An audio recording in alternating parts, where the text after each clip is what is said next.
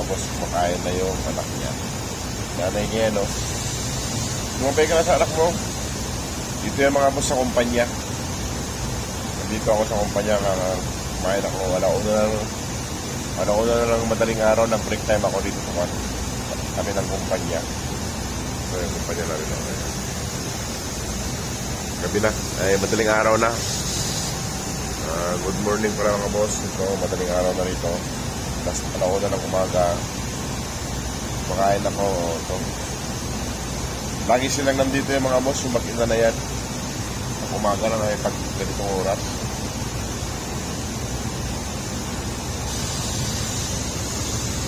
Kain na. Bumay ka na sa alak mo. Ayan mga boss. Ayan. Tsaka ito yung nanay mga boss. Ito yung nanay. Ito mga boss, kumakain na silang dalawa.